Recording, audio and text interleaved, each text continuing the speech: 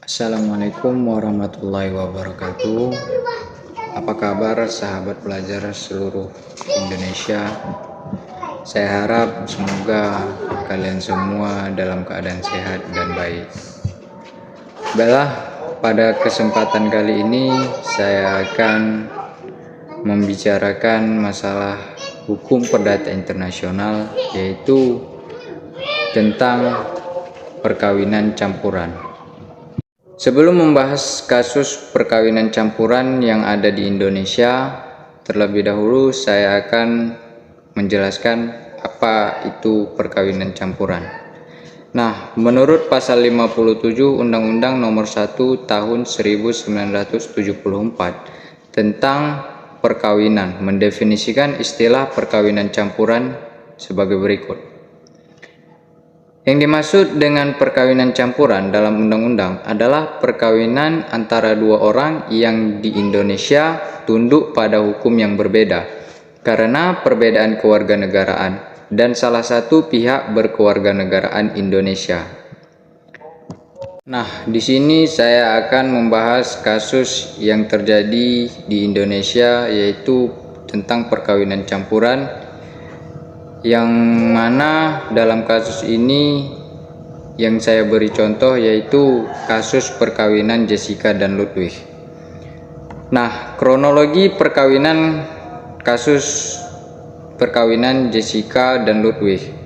Menurut pengakuan Ludwig, perkawinannya dengan Jessica belum sah menurut agama karena belum pernah melakukan pemberkatan nikah dengan Jessica Iskandar di Gereja Yesus Sejati Jakarta Pusat dengan tata cara agama Kristen. Nah, terkait dengan terbitnya akta nikah nomor 15A1 2014 yang dikeluarkan oleh Catatan Sipil Jakarta Selatan, itu merupakan hasil khayalan fiktif ataupun rekayasa Jessica dan Ludwig atas diberikannya berkah pernikahan mereka pada tanggal 11 Desember 2013. Jessica mengklaim bahwa surat pemberkatan itu diberikan oleh Gereja Yesus Sejati. Namun beberapa bulan kemudian Gereja Yesus Sejati membantah pernah memberikan berkah pernikahan pada Jessica dan Ludwig. Penyangkalan ini datang setelah gereja menemukan sudah tidak ada daftar pendeta yang tercatat dalam Gereja Yesus Sejati. Dalam situasi ini, Ludwig menjatuhkan gugatannya terhadap Jessica di Pengadilan Negeri Jakarta Selatan. Nah, setelah mengetahui kronologi kasus di balik pembatalan perkawinan antara Jessica dan Ludwig, mari kita analisis, pelajari masalah tersebut berdasarkan hukum perdata internasional. Perlu kita mengerti bahwasanya kasus gugatan nikah Ludwig terhadap Jessica terdapat aspek asing dalam masalah hukum perdata internasional karena Jessica berkewarganegaraan Indonesia sedangkan Ludwig berkewarganegaraan Jerman. Nah, sebelum itu, jika koreksi dengan KUHP, tindakan yang dilakukan Jessica sudah masuk ke dalam kategori PMH atau perbuatan melawan hukum, terutama telah melanggar pasal. Dalam hal ini Jessica telah membuat akta nikah dengan berkas-berkas palsu. Lalu bagaimana regulasi menurut hukum perdata internasional? Nah, sebelum berbicara masalah regulasi, saya ingin terlebih dahulu membicarakan titik taut dan kualifikasi.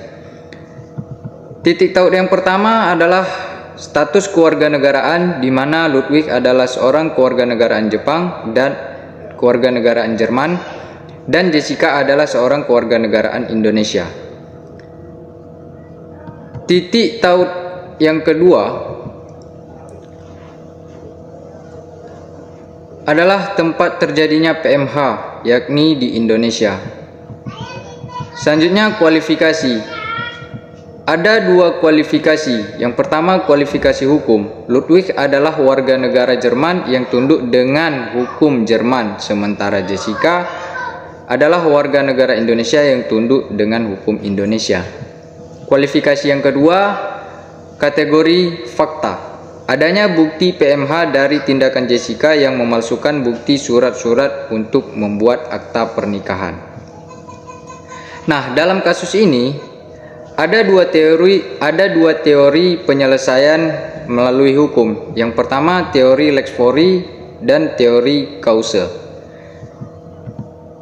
Teori lex fori ini bahwasanya penggugat menjatuhkan gugatan di Pengadilan Negeri Jakarta Selatan. Jadi, menurut prinsip teori lex fori ini, kewilayahan dan kedaulatan teritorial merupakan kewenangan pengadilan di Indonesia.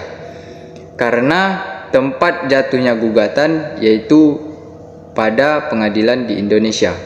Selanjutnya, teori lex causa merupakan teori yang dimana karena perbuatan hukum terjadi di Indonesia, maka hukum yang dipakai adalah hukum Indonesia.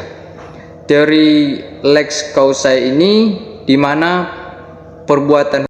Nah, sesuai dengan teori lex fori, yang berhak mengadili kasus ini adalah Pengadilan Negeri Jakarta Selatan Indonesia.